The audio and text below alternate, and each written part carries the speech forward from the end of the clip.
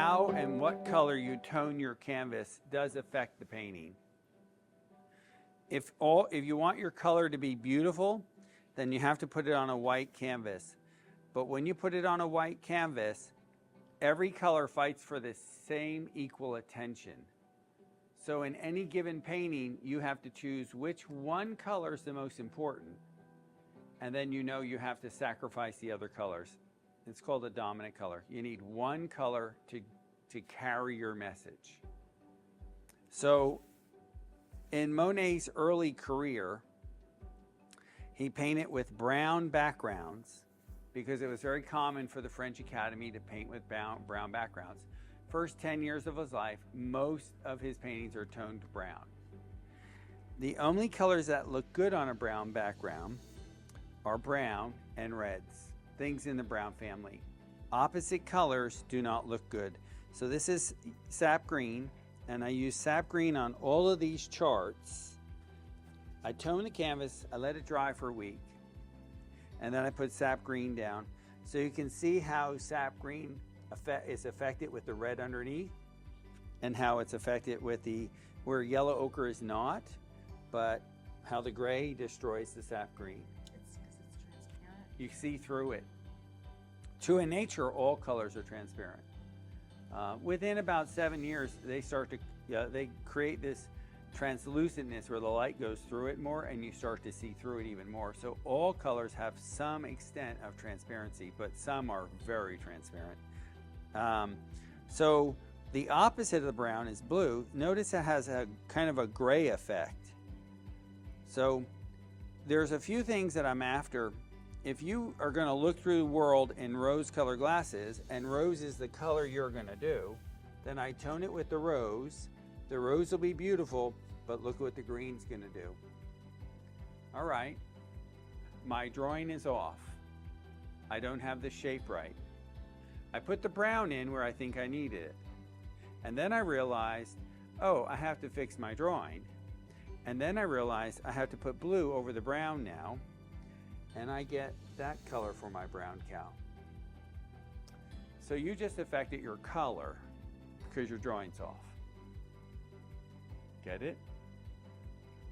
So your drawing has to be spot on.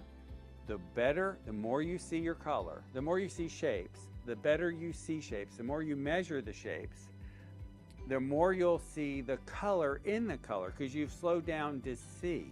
It's about learning to look. So when you have to slow down to see and look at what you're seeing, you've given yourself that chance. But if you're just going to haphazardly put the drawing in, you're going to do the same thing with the paint. And then you run the risk of your colors looking like this when you put it over the wrong area. So there is a discipline that is required for you to slow down. It's more important. So when I go outside to plein air paint, I'm frantic. I have an hour and a half, and you know, you have 20 minutes, the light changes. So you have an hour and a half and you have to be finished. Well, the problem with that is I'm so frantic, I can't settle down. And what I've learned to do is take the first 20 minutes and just try to say, what am I experiencing? Now I got an hour to do a painting. I just cut my time in half. But it's more important for me to say, what do I need? What do I need to do? And then when I take that brush and I make those 2 or 3 strokes that I need, they're closer to being finished than me quickly just putting stuff all over the place.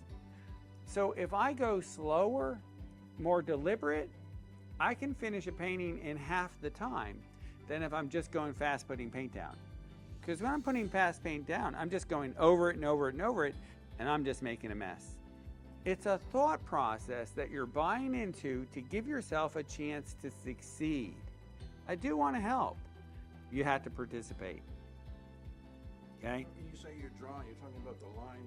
I'm talking about meticulous, boring, tedious, unartistic line drawing of measuring where the dots are, where they line up, and see it. And I'm doing this every morning. And each day I'm getting better and better. I also will say this, and I've shared this with the class. Each day it's so frustrating the first 30 minutes. I say, I can't do this. This is so frustrating. I don't even know what to measure and what to do. You just have to keep going, and you just have to keep doing it, and you can't stop. And I need to see you do it in class again. And if you're having trouble and you're saying, I'm trying, but it's not right, then we need to work on that in class. That's where we're at. It's the beginning of building everything in this class about. Whatever color's evoking the mood, I tone the canvas. If this is about nocturnal green-blue lights, I tone it green-blue. If this is about the sunny Caribbean and it's got a cool green water, I tone it the green water. Now, there's a couple factors that come into play. All colors change temperature. The apple went yellow, orange, red, alizarin, violet. And I have to ask myself, are any of those colors transparent? Some colors are opaque, some are transparent. When you dilute them in any kind of medium, in our case oils, then it completely dissolves to where there's no sediment floating around, and they call that a transparent color. Almost every modern colors made in the last 100 years are transparent because they're made in a lab. But not all colors are transparent. A transparent color doesn't have the ability to cover another color. So when I'm looking at something red, like a field of poppies, I have to ask myself, okay, cad red and cad orange and cad yellow are opaque. I don't have to worry about them. They'll go over anything. Cad red deep, opaque. Alizarin, transparent. Permanent magenta, transparent. Ultramarine violet, transparent. Those three are transparent. So when I take alizarin and I'm looking at my field and I say, okay, well, alizarin didn't fare well over that color, and it's not faring well over this color either, I have to ask myself, do I need alizarin in this red painting? And if I do, I tend to put it first and protect it because I know I can't mess up. So because of that, I have to say, is there anywhere I have to have this beautiful transparent color? The only thing transparent is the girl from Haiti. Her face, the permanent magenta and the alizarins went in first. And though I needed to work on the face, I didn't want to lose the color.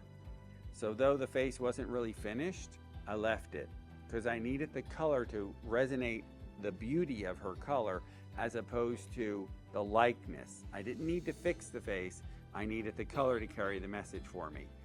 So if I'm painting a green landscape and I'm looking at this green landscape and I'm looking at these sap greens and Prussian greens and viridians, they're all transparent.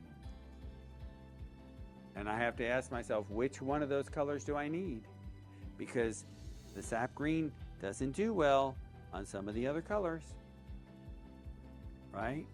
So the drawing program gets you to stop, take your time, be meticulous to get the drawing right, to say, I deserve this. I'm taking these classes. I want to succeed. I'm going to help myself succeed. Okay, the drawing class does that. Now it's time to paint, and you've already started this sentence that says stop. What do I need to do? I need to change temperature. Are any of those colors there? So the toning is a big thing. So what causes me to tone some of the colors? Yes, the most important color.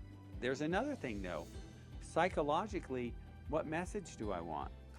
Is this about happy? Is this sad? So Monet paints 10 years in brown. Reds are beautiful, greens are not. Then he turns around and starts toning his canvas green. And it's more green than that. The greens are pretty, but the reds are ugly. So you have, the Chicago Art Institute had everything, all his water lilies painted chronologically. So it was 4 giant rooms of the first 10 years. And then 4 giant rooms of the next 10 years. And it just went on for like 60 years of everything in order. And you could see his changing. And then he started selectively toning. And that's where you tone a red area red, a green area green, and blue. The problem with that is it fragments. Even Monet abandons it after 10 years. And I don't know if it's 10 years. They just sort of kind of, maybe they had 40 paintings in one year, 10-year inspection, and 30 in another. But it, just seemed that way to me. Eventually he paints on a white canvas. Now he's not after a harmony or a message. He's not trying to tell you this is happy, sad, and exciting. Monet is saying, I'm after the way light is falling on something, and I'm trying to capture light falling on something. And this is just about what the sun does. That's all this is. So Monet's right with the white canvas, but he lost the message. And it's the post-impressionists that went after the psychological message. Oh, Gauguin and Van Gogh can use weird green and reds to get you to feel like something's wrong here. That's the part I buy into. I like the Van Gogh, and I want to tell you how I'm feeling, or I want you to tell me how you're feeling, and I'm going to paint that. So the only thing I found that doesn't destroy the color and doesn't have the problem that white has is toning yellow ochre. And the lighter I tone it, like this section, the prettier all colors are. The darker I tone it, well, now we're into summer and it's actually a color as opposed to those being a color as well. Does that make sense? So, but I've also bought into the sun is out. There's a warmth to this painting as opposed to there's a coolness to the painting. Does that make sense? So when the sun is out, I guess I have to add that. When the sun is out and I want it to feel warm and cheerful, and and this is the key sentence, more than one color I want to be beautiful, then a very light yellow ochre does that. Does that make sense? Okay, so I try, raw sienna doesn't work for me. I don't care for it. I'm after this. But for this cow, any of these are gonna work. We can't mess up with, in fact, this or brown is gonna work for the cow. So you like it With turpentine. white? No white. So Turpentine. my yellow ochre's not that color. Yes, it is. If you use enough turpentine and thin it out, it will be. And my canvas has a little tint of gray to it. So those oil prime linens have a little tone to them, and you actually don't have to tone them because they're not white. So there's something in their white primer with a little grayness in it, and I'm always afraid to tone it, but I still think it gives it a hint of warmth. But I needed you to understand the whole part of this whole thing. And you can't separate the drawing program from the painting program because it's a mindset. Think of it. You do art twice a week. Okay, well, when are you going to accept that you want to do this?